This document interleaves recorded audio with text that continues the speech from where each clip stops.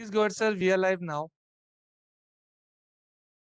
Morning to all the viewers.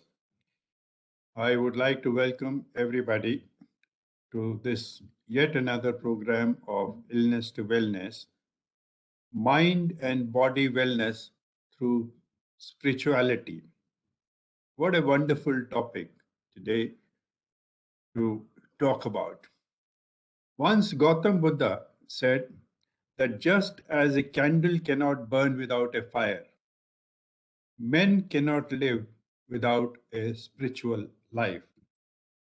With that thought, I welcome you all to the webinar on mind and body wellness through spirituality organized by ASSOCHAM under its Illness to Wellness program. We are indeed grateful to have renowned spiritual leaders who have dedicated themselves in service of God and humanity. I'm honored to have the presence of Sadhvi Bhagwati Saraswati ji. Sadhvi ji is a renowned spiritual leader, author, and motivational speaker. What more can we ask today in these times of pandemic where lives have been devastated, people are going through huge amount of stress, mental illness is causing huge amount of stress to people. And there is nothing better to have a spiritual guru talking to us and sharing their knowledge and experience, which will go a long way in everybody steering through this very difficult time. Sadhvi is author of best-selling memoir, Hollywood to the Himalayas, a journey of healing and transformation. Originally from Los Angeles and a graduate of Stanford University, Sadhvi ji has been living at Parmarth Niketan Ashram for the past 25 years. It's a long time, it's really a long time. I'm so glad that we have you today with us. She is Secretary General of the Global Interfaith Wash Alliance, President of Divine Shakti Foundation, and Director of the world-famous International Yoga Festival at Parmarth Niketan Ashram. She has served on the United Nations Advisory Council on Religion and on the steering committee of the International Partnership for Religion and Sustainable Development, and the moral imperative to end extreme poverty, a campaign by the United Nations and World Bank. She has spoken at several United Nations events, including with the Secretary General and Deputy Secretary General of the United Nations, and at many high-level international conferences and summits. She has also been featured in CNN, New York Times, Discovery Channel, Travel Channel, BBC, Times of India, Dainik Jagran. These are very few that I can count because her list is so huge. And we are really grateful to her for coming on this program to share her experience. I must share that Sadhvi ji has received several national and international awards and recognition of her work with water, sanitation, and hygiene, as well as women's upliftment and empowerment, including from the Cabinet Minister of Water Resources of India, as well as from the Ambassador of the United States of India. She oversees a variety of humanitarian projects, teaches meditation, lectures, writes, counsel, individuals and families and serves as a unique female voice of spiritual leadership throughout India and the world. Thank you, Sadhviji, for joining us today. We are indeed honored to have the divine blessings from you today, especially at a time when all of us are facing unprecedented challenges due to COVID pandemic. The pandemic is also teaching us how to reflect on the quality of life, health, and our well-being. I'm sure our participants who have joined us today are eagerly waiting to receive your light of wisdom and your advice on the need for spirituality for well-being of our mind and body. I would now request Sadhvi ji to please make her opening comments on the topic of webinar today, mind and body, wellness through spirituality. Over to you, Sadhvi ji. Thank you so much, Anilji. It's such a great honor and a great joy to be together with you and the whole ASSOCHAM community and family. And this is really what we need these days as we are struggling so much with the pandemic, both issues of health, of course, but also issues with jobs and careers and families and future planning. So much is uncertain. So much has become unsettled in so many ways that people are really struggling. Even those of us blessed enough not to be struggling physically or health-wise or economically. Nonetheless, there is this field of stress, this field of tension, this field of lack of great health on every level that seems to be permeating our whole world today. And I'm so glad to see the way that you are bringing the community together, creating this beautiful opportunity for your community to really dive deeply into tools and ways that they can find greater health for themselves. Now, when you talk about spirituality as the way toward or the connection to our health in our body and in our mind, the dilemma with that premise is that that makes us think that somehow these things are separate, and they're not. And this is what I love at this theme that you've given today of illness to wellness and using spirituality for this total health, because it shows that actually they are interlinked, interlocked, not separate, and they are one. There have been so many really fantastic scientific, academic, beautiful studies that have shown this power of the link between our spiritual connection and health in our body and health in our mind. And I'll share a few of those with you in a couple minutes. But first of all, it's important to just mention, for me, one of my favorite pieces of this, which is that if you take the word health, just the English word health, the root, the etymology of that word is actually the same root as the word wholeness and also the word holiness.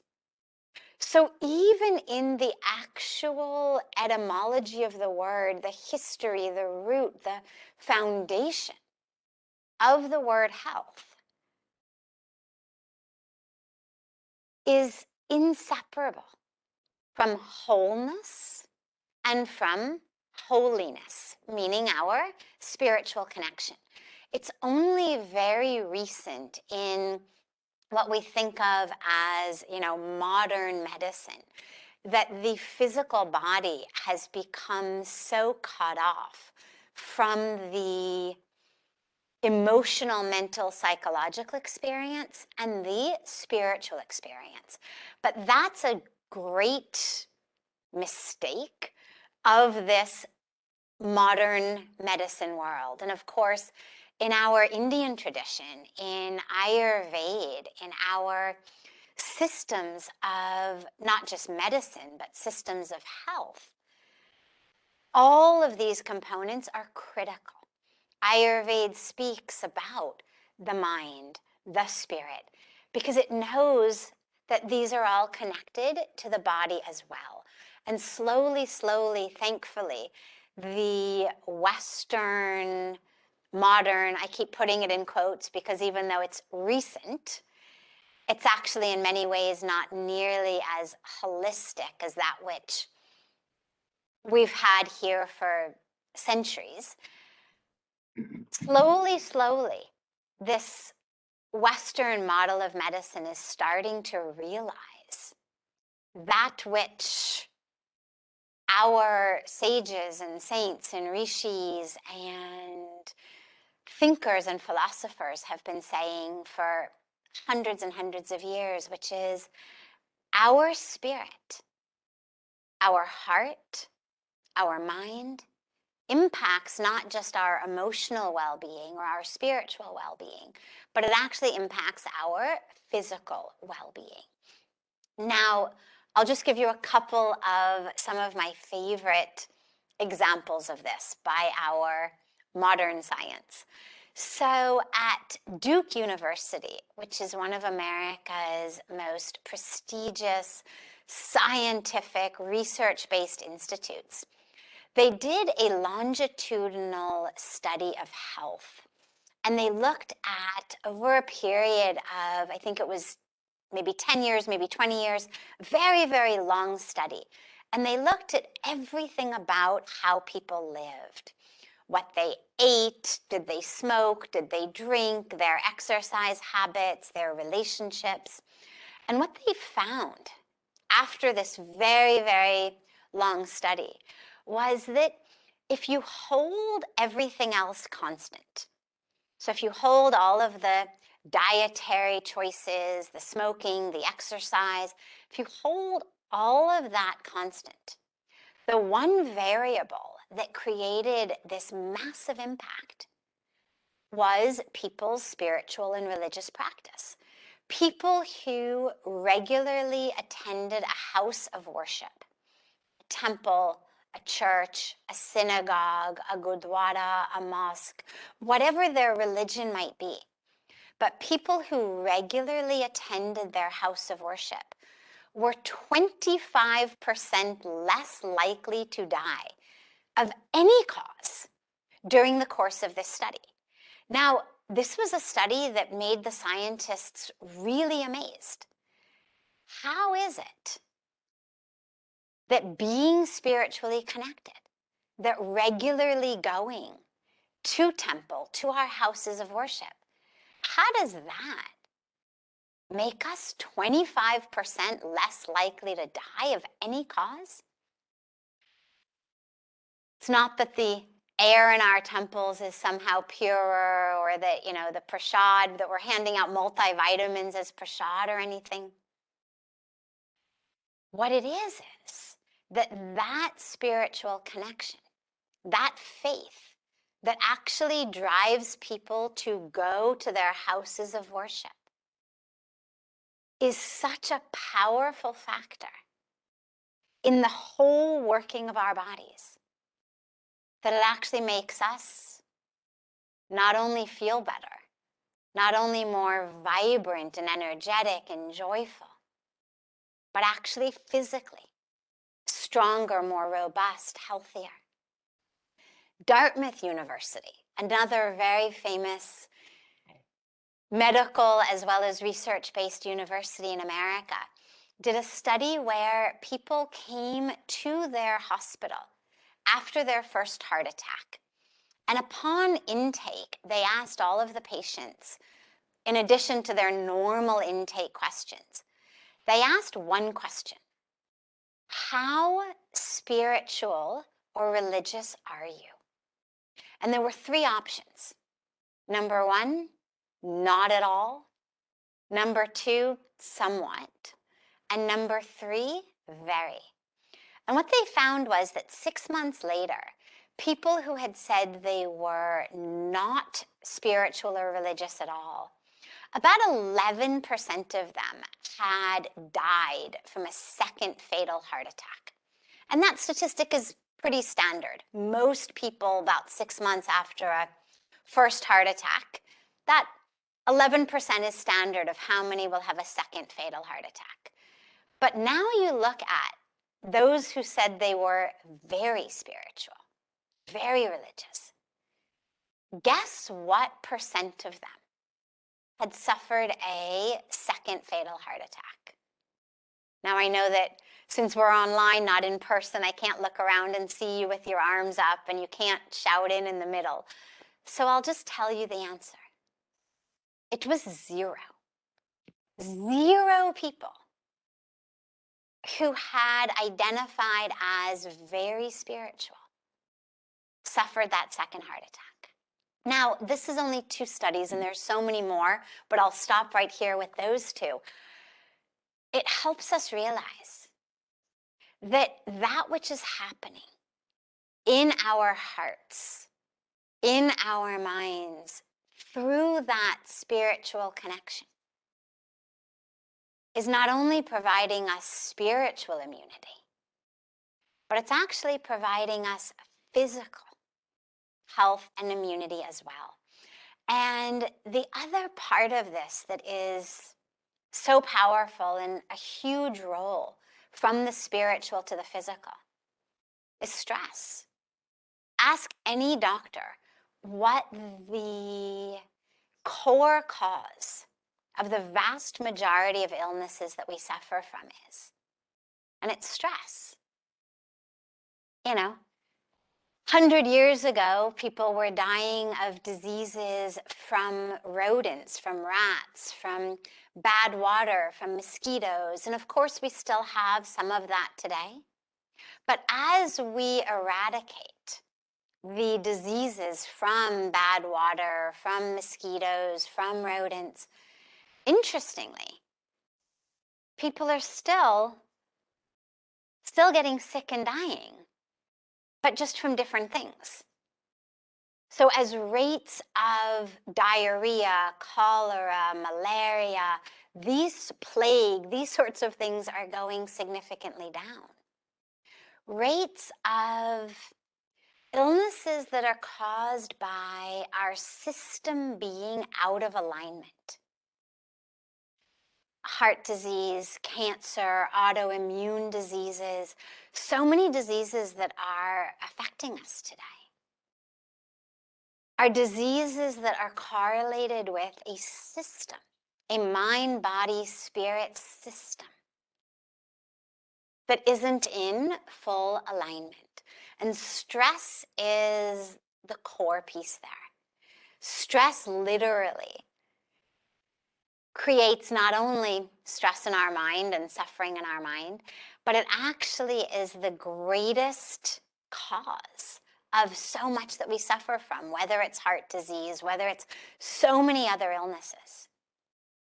Stress also on just a COVID pandemic level, stress significantly lowers our immunity.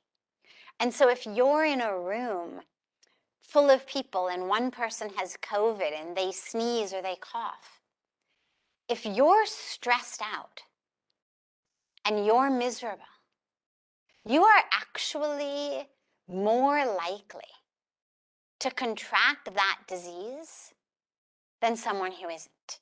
We know that some of the viruses, the cold viruses, flu viruses, that they actually bind to cells in our body that are directly in conversation with our emotional state, the neurotransmitters in our mind. So reducing stress and increasing our deep joy, our peace, not only makes us feel better, but it actually helps immunize us against catching illnesses. And what's the very best way to let go of stress? To bring about more joy, more happiness? Spiritual connection, our faith, that ability to know that no matter what happens externally, stock markets go up and down, interest rates go up and down, my popularity in my friend circle goes up and down, people doing what I want, acting how I want, treating me the way I want, goes up and down. Sometimes they do, sometimes they don't. But that which anchors me, regardless of how much the outside world is going up and down, that which anchors me, that grounds me, is my spiritual connection. My anchoring in that which is my highest truth, my consciousness, that divinity within myself, that presence of the divine. There's a beautiful line in a prayer that we chant every morning here at Parmarth Nikatan that says, "Tua kale nahi pyare, Ram tere saath mein." My child, you are not alone. God is always with you. And that awareness that the divine, by whatever name, whatever form, however we worship, but that we are not alone. It's like the child in the mother's arms, right? A kid falls and scrapes their knee or cuts themselves up and blood is gushing. They start screaming and crying. And the mom comes and swoops them up and holds them in her hands. And suddenly their tears stop. Now blood is still gushing out of their leg or their elbow. But now that they're in mom's arms, that fear, that suffering has dissipated. And so that's what spirituality gives us, is the ability to always know we are in the hands of the divine. There's so much more to share on this topic, but I know that we've got a whole question and answer session, and so I want to stop here and just open it up for all of the people to ask whatever questions that you may have about this beautiful connection of the mind and the spirit and the body in our lives. Thank you, Sadhviji, for your opening comments. I think most of the listeners would want to know, especially, as you know, this pandemic has caused huge amount of havoc, and people are very under huge amount of stress. And what lesson would you like to give it to them? What should they do? How should they cope with this stress?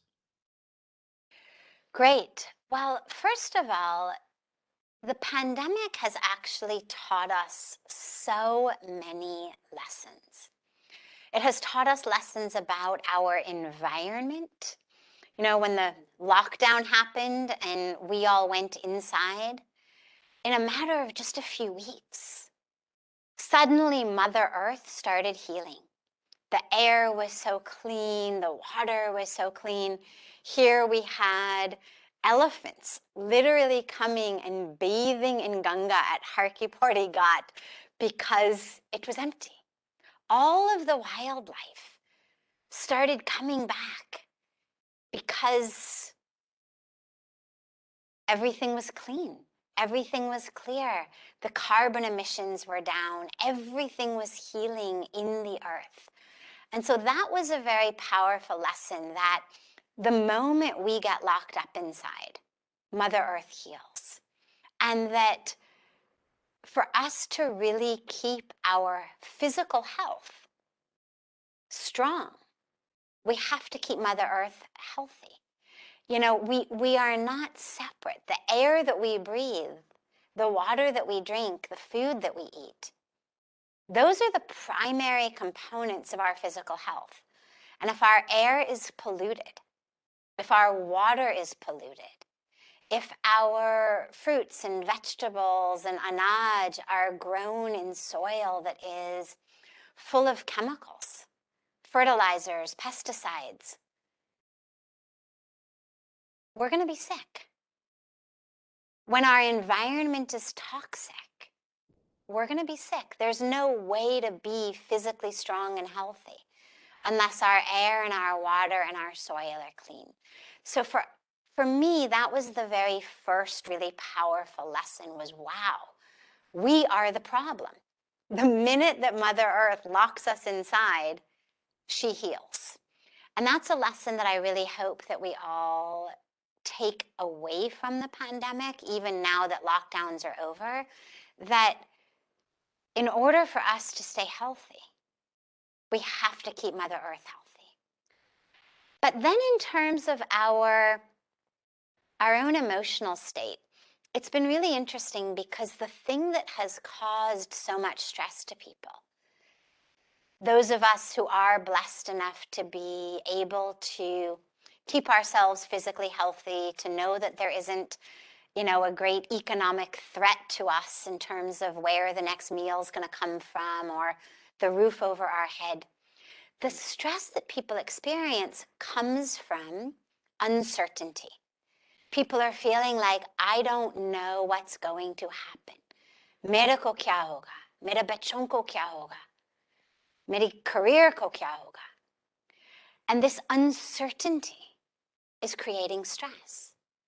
And yet, the truth really is, we've always had uncertainty. The idea that anything was ever certain was actually only this myth of our ego, the idea that somehow, jaise main chahti hoon, jab main chahti hoon, jis tarah se main chahti hoon, I can make it happen. Everything is just by God's grace.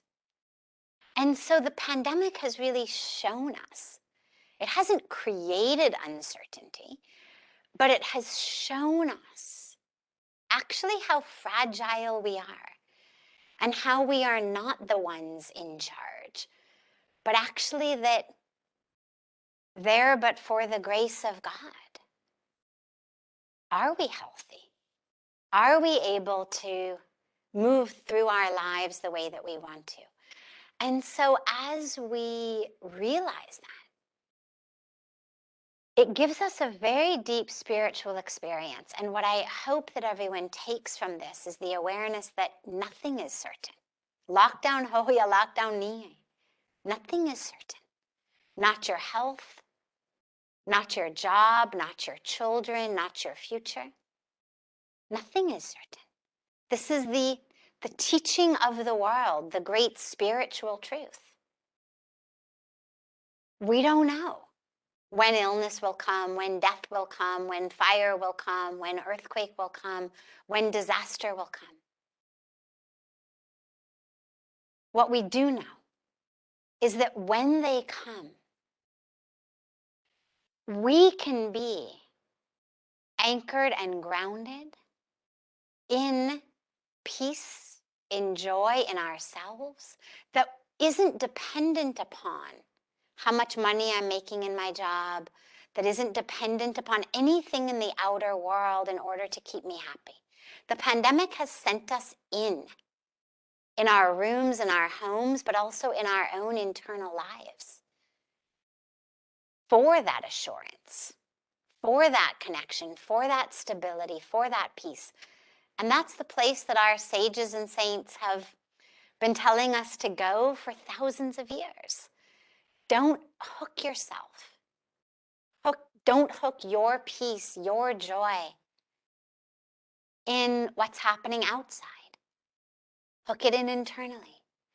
And the pandemic made us do that. It was like everybody had been saying for so long, कि चलो मेरे पास इतना time नहीं है ध्यान करने के लिए, मैं थोड़ा सा समय निकाल दूंगी. But the universe said, now I'm going to make time for you. Now sit down, meditate, do yoga, study scriptures, go within. Find that anchoring and grounding within yourself.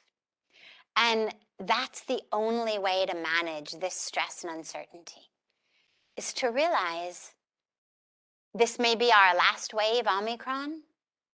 It may not be. We have no way of knowing. And after COVID, we have no way of knowing what else is lining up to wreak havoc on our lives.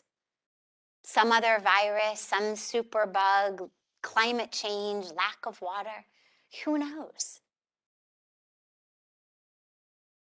In order for us to be spiritually immune,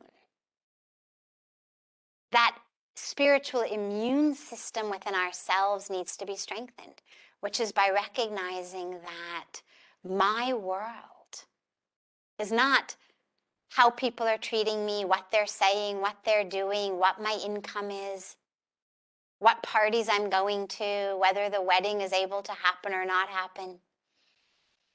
But it's actually my own internal connection to my higher self, my divine self.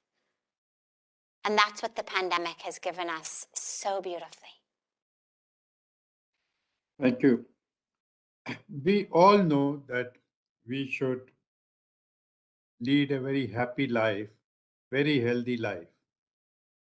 So, what tips would you like to give it to our viewers that how they can remain happy and healthy? Beautiful.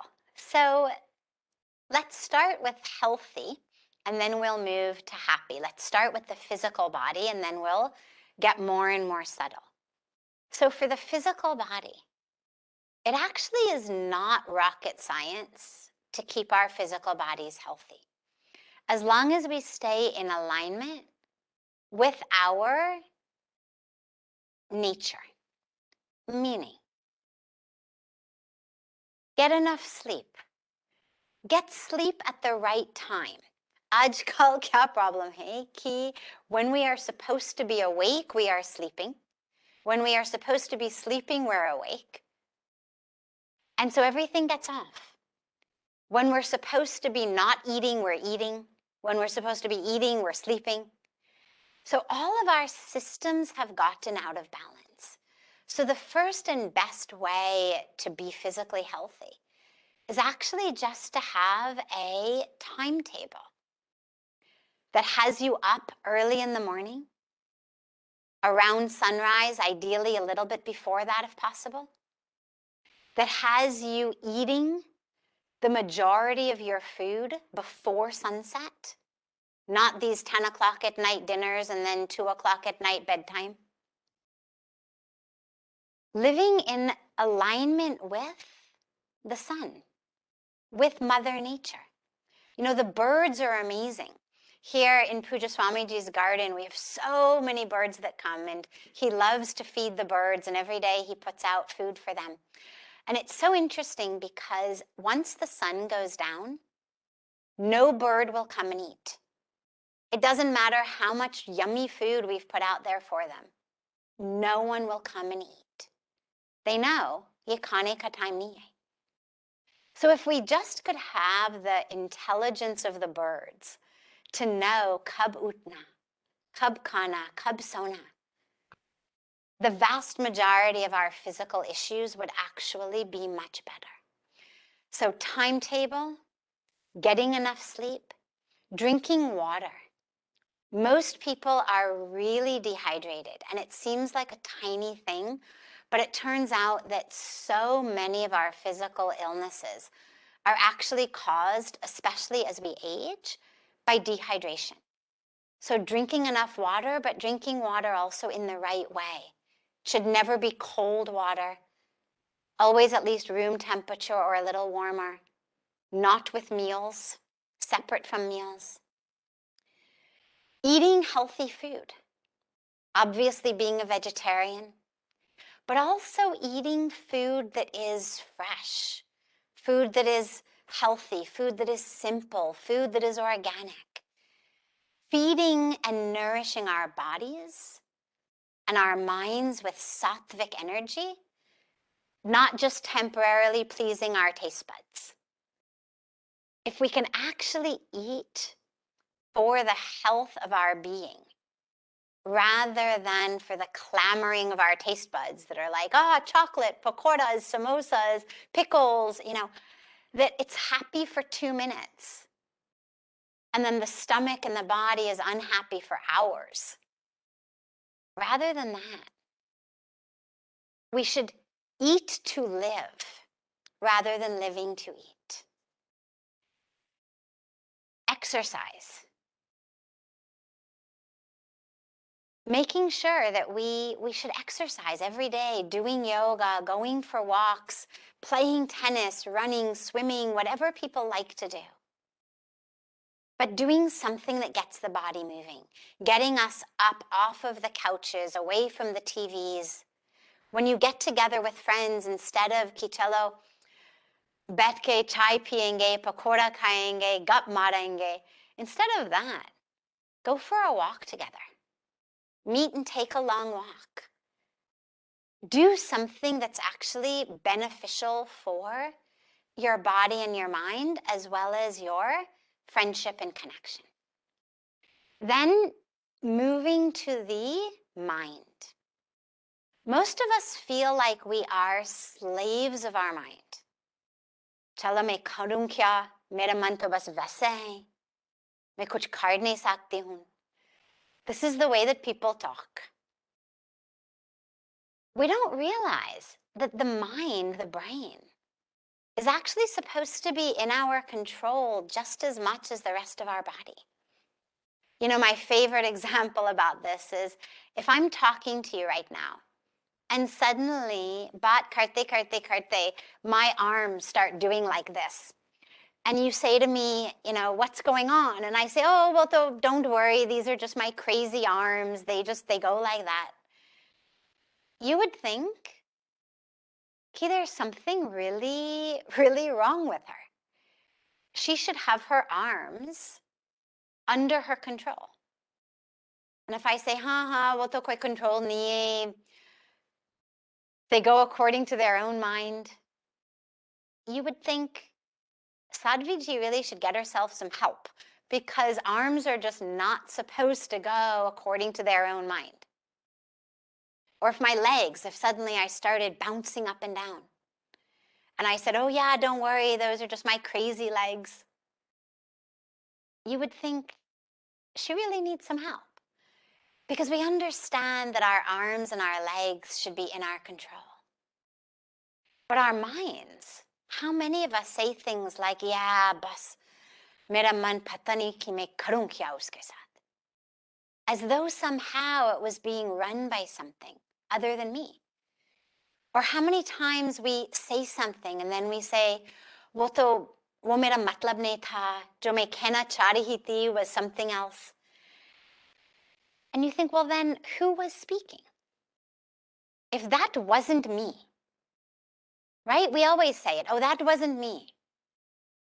Well then, who was it? Of course it was me. But it was the unconscious me. It was me who has allowed my mind free rein. And so, in terms of our minds, we need to recognize it needs to be in our control. Just like our arms, just like our legs, just like our tongue. The mind is not something that, has come from outer space and some alien has, injected it into our skull. And the alien is controlling it, sitting in some UFO, pulling our strings. We've got the control.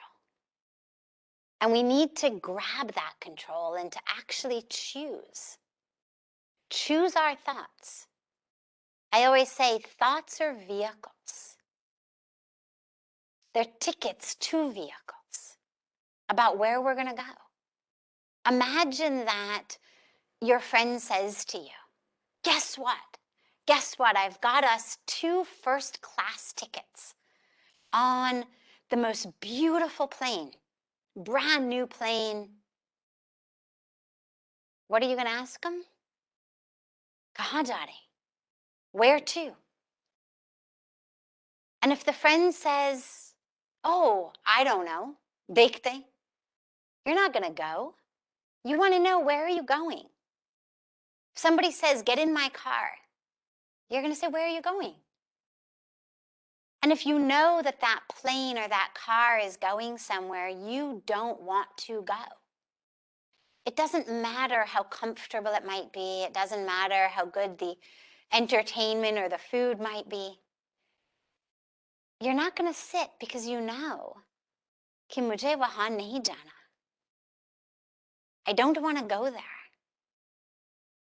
If you're sitting at the airport at the gate and before your flight comes, some other plane is there, and the gate agent is yelling, final boarding, get on. You're not going to jump on just because the plane is there. You know कि यही मेरा plane नहीं है. जहाँ मैं ही जाना चाहूँगी, वो plane अभी आने वाला, ये वाला नहीं है. So you're not going to go. But now you think about our thoughts. A thought arises of jealousy, of anger, of judgment, of negativity. And just because it's there, what do? We jump on it. Oh, chalo, bus aa gaya, let us sit. Gaadi aa gaya, baith jao. This plane is there, why not? Chalo, baithte hai usme. Knowing that those thoughts are taking us to a destination we do not want to go. So choose your thoughts very carefully. In our scriptures, it says so beautifully, Man eva manushyanam karanam bandha mokshayo. The mind is the key. It's the key to our bondage, and it's the key to our freedom. And it should be in our hands and in our control. So choosing our thoughts, choose love, choose peace. It doesn't matter ki samne wale kya keh rahe hain. Most of us think कि as is the paristiti, as is the सामने वाले, तो वैसे मेरी स्वस्तिति होगी, वैसे my mood will be. But that's not how it should be. I should not be according to paristiti, according to the mood of others. We have the ability and the power to choose love, to choose peace in every moment. Exercise that power. Exercise that. That is your greatest power. The power of your mind, the power of your thoughts. Use those vehicles to go in the direction you want to go. Do not jump on thought vehicles leading to misery. And when they arise, it's just imagine you're standing at a bus stop and the wrong bus goes by. You're just going to keep standing. Maybe आप driver को नमस्कार करेंगे, thank you for slowing down, लेकिन नहीं मुझे नहीं बैठना. चलो, आगे बढ़ो. In the same way, when these thoughts come, just bow to them. Thank you. Thank you, anger, for arriving, but मेरे पास time नहीं आज. Thank you, jealousy, for arriving. Thank you, negativity, for arriving, judgment, for arriving. But I'm not going to sit on your bus. I'm not going to sit in your car. I'm not going to get on your plane because I don't want to go to that destination. Use that power. And then spiritually, well, it is our spiritual practice that enables us to do all of that with the mind. Because unless we're spiritually anchored and grounded, then we are a slave of what's happening around us.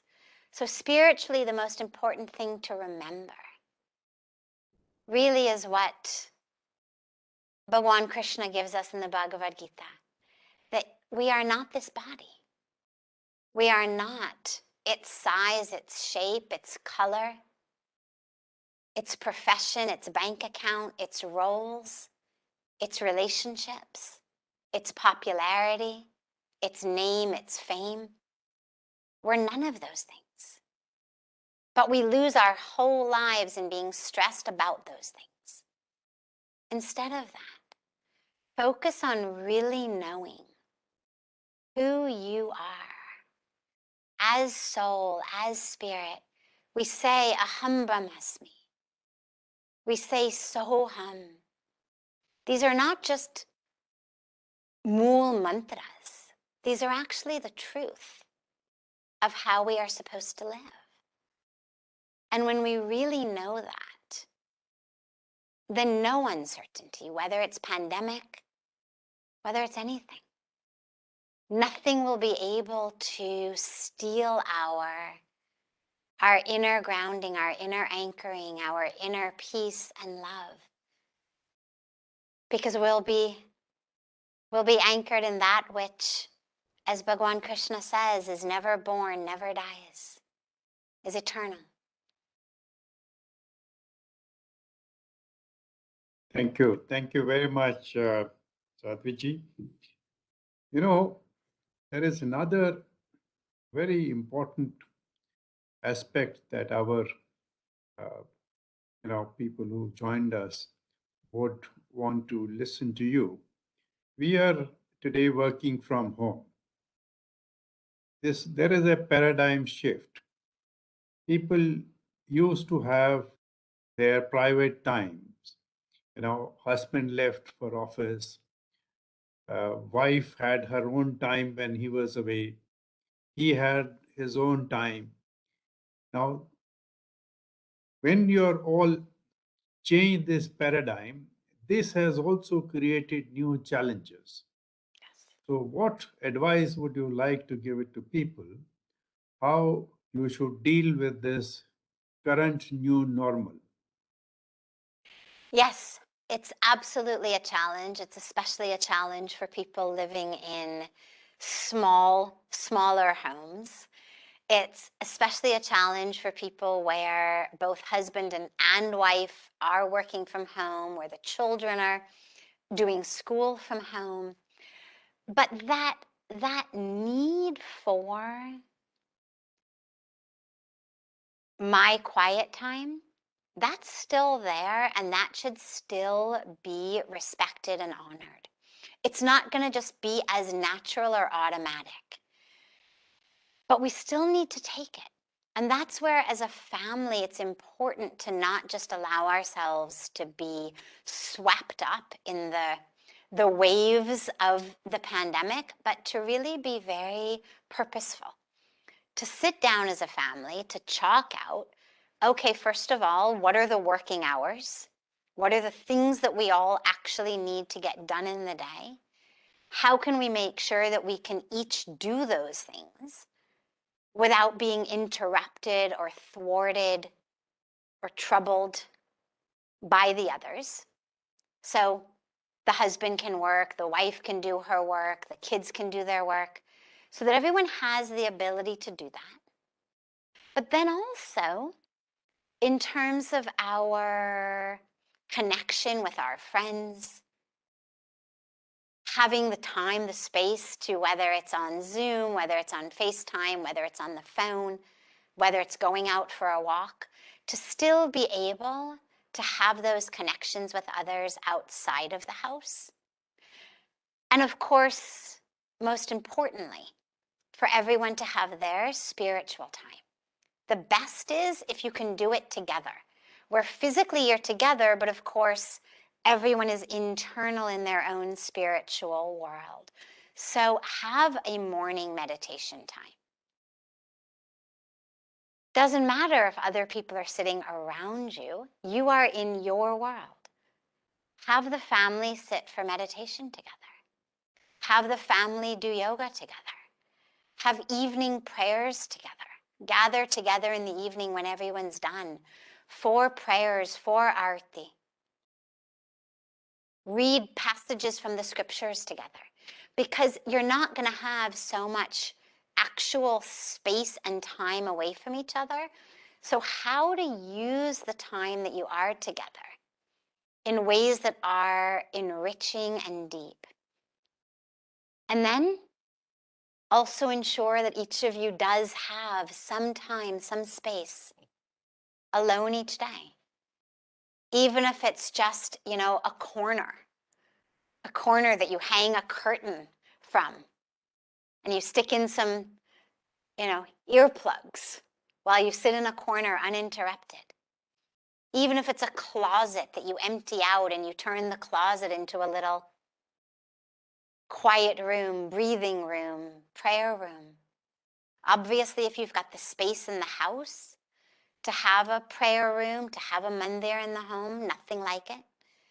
But if not, just create some space that each family member can go when they need that breathing space, that time, that aloneness. And that space and that time should be sacred. No one should interrupt anyone when they are in the prayer space, meditation space, breathing space. Have family rules. This is a beautiful opportunity to really figure out a way to not only get along when we're all spread out, but actually to get along very beautifully when we're all in one space. Thank you. Thank you very much. I have many questions, but we have limited time. So I'm going to raise some of the issues that have come in the chat box with you. People have raised 2-3 questions before I wind up. One of the person who has joined us today has said, what is pseudo personality and how it can be rectified? Pseudo personality, did it say? Yeah. Okay. All of our personalities are pseudo. Pseudo meaning fake, not real. The truth of who we are has no personality. The soul doesn't have a personality. Consciousness doesn't have a personality. Divinity doesn't have a personality. Our personality is created as we grow through the way that our personal ego interacts with the experience and the environment that we are in. So even in one family, say you've got 5 siblings, same situation, same family, same environment, but they will develop 5 different personalities because they've got 5 different egos. The egos are interacting with the same external world, but because the ego is different, the personality will be different. So our personality gets created by, as our ego moves through our world, our relationships, our experiences, our education, not just in school, but our cultural education, that which happens to us. This is how the personality forms. But it's all pseudo. And this is why meditation is so powerful, because in meditation, we actually are able to experience that self that isn't with personality. Because our personality manifests through our thoughts, right? First we think something, then we say it, or then we act in a certain way. If I say to you, how do you know what someone's personality is? You'd say, well, it's based on what they say, how they say it, and how they act. That's how we understand someone's personality. Well, that which determines how we speak, how we act, are the thoughts in our own mind. Our emotions, our feelings, our thoughts. When we meditate and we become free, even for just a few moments, of those thoughts, of those patterns, we experience that personality-less truth of ourselves. And when we actually touch that and experience it, we realize, oh my God, this whole thing is a sham. This whole thing is just a drama. And we start to be much more able to move through our lives from a place of truth rather than from the role that we are playing, the costume that our ego is wearing at any given moment. Thank you. Another very interesting question that has come on the chat box. How do we overcome the fear from within? The fear from within. Yeah.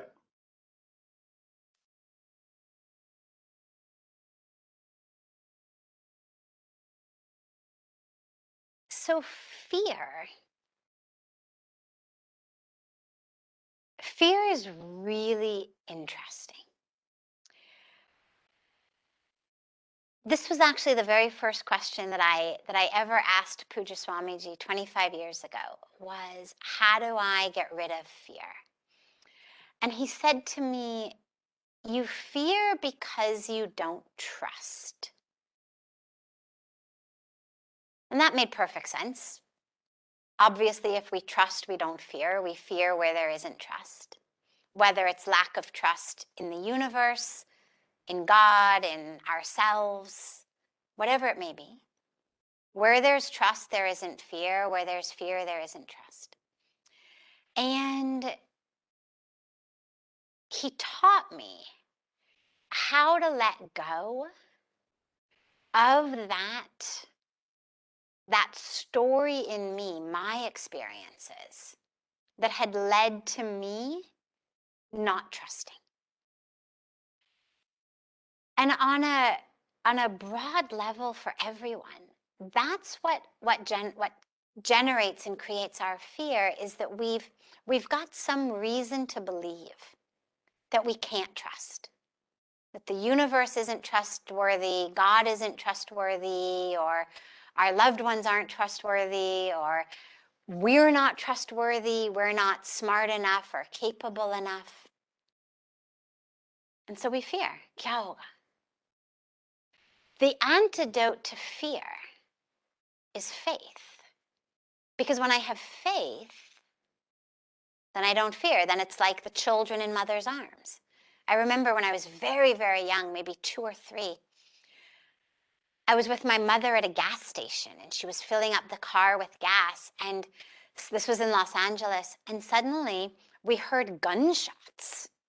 And there was some kind of shootout happening right outside on the sidewalk from the gas station.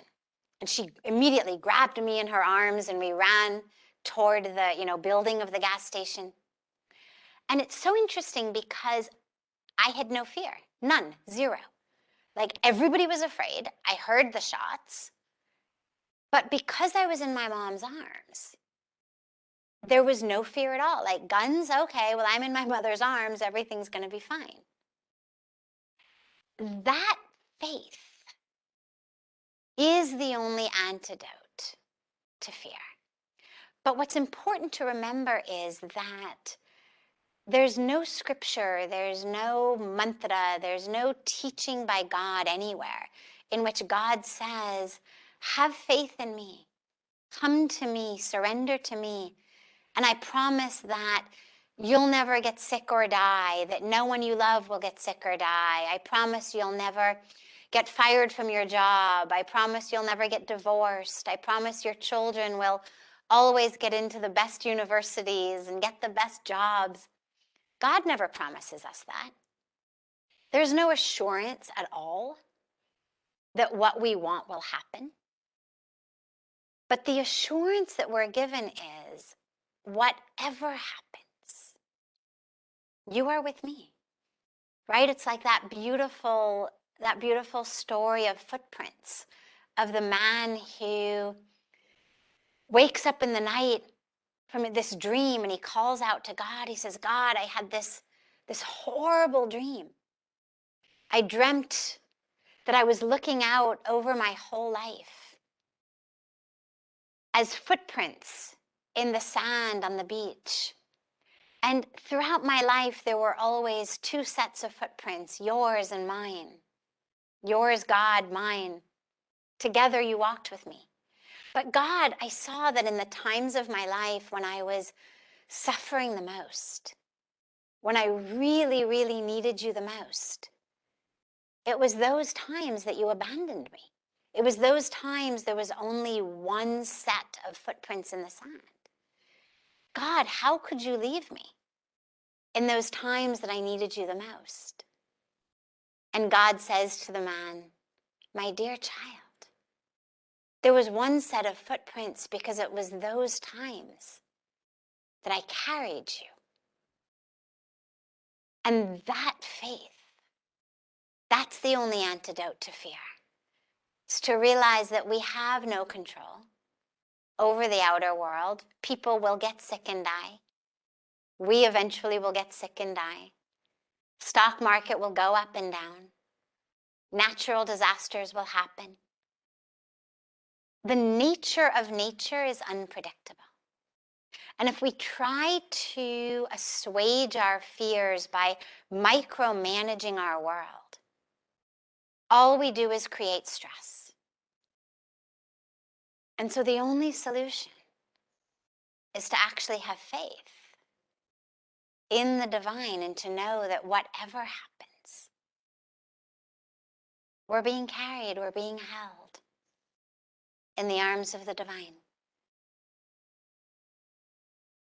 Thank you. Thank you. Before I let you go, I'm going to ask you a final question.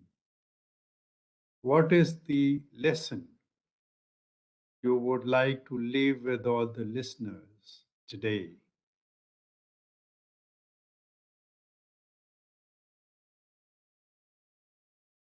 I would want you all to know that as our theme here is illness to wellness, that wellness, as we began, is very broad. It's not only about the physical body, it's about our mind, our spirit. And to really know that you have the power. You are not a victim.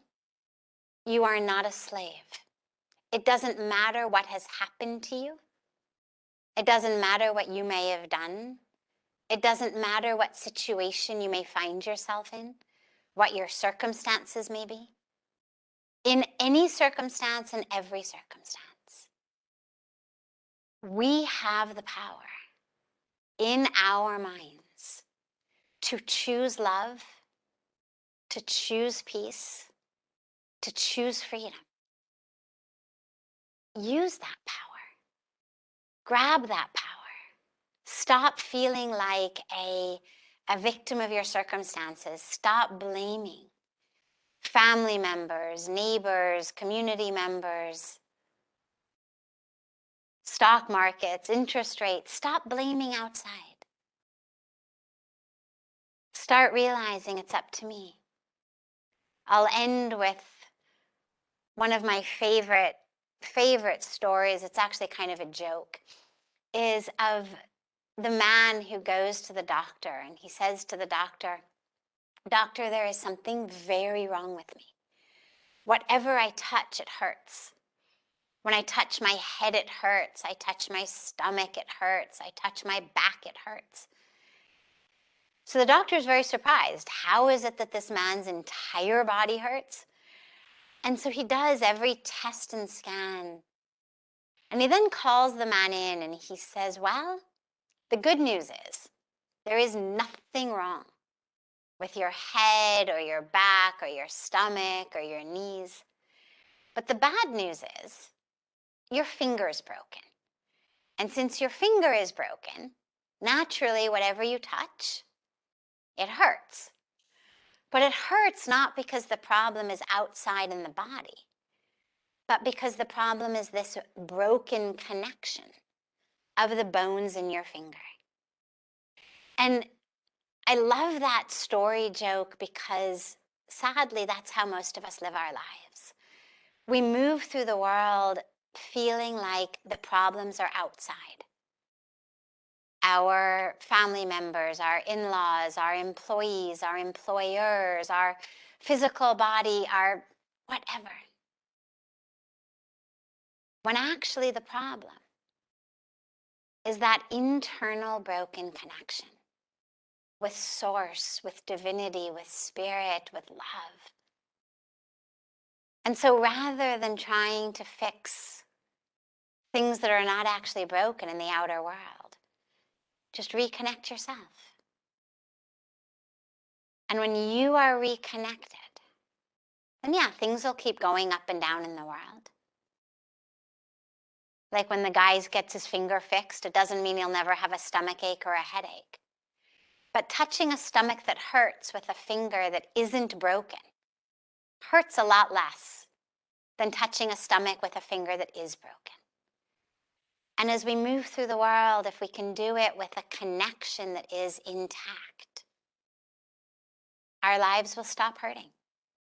Our lives will stop being stressed and unhappy. And we'll actually be anchored and grounded and rooted in love and in joy, in truth and consciousness and faith. And then we will be able to share that with others. We will overflow love and bring wellness to all. Thank you very much, Sadhviji. You know, you have kept us all mesmerized with your discourse. And I'm sure the time was not enough to have conversation with you. And I'm sure ASSOCHAM team will once again connect up with you and request for your indulgence to share your time again with us, because we would like to have more conversation, because this is such a huge and vast subject and it can change lives. It can help people find themselves. It can give new meaning to people's life. It can tell people what is the aim of their life. So I'm sure uh, people would want to engage with you many times more. And we hope that you will again come and spend a little time with us. I want to thank ASSOCHAM team for finding you for us. And I'm grateful to you for coming and sharing your experience with us. Thank you very much. Thanks a lot. Thank you. It was such a joy and such an honor to be with you all, and I look forward to spending more time together in the future, and I welcome you all to Parmarth Nikatan, to come here, to have a beautiful retreat, a beautiful gathering, bring everyone. We can sit here together on the banks of Mother Ganga, have Puja Swamiji's beautiful darshan and blessings and wisdom. It'll be beautiful. So see whether you can also plan to bring a beautiful retreat here. And absolutely, I will be happy to spend more time with you here and anywhere and through all of these beautiful means of technology as well. Thank you. Thank you so very much. Really appreciate it. Thank you.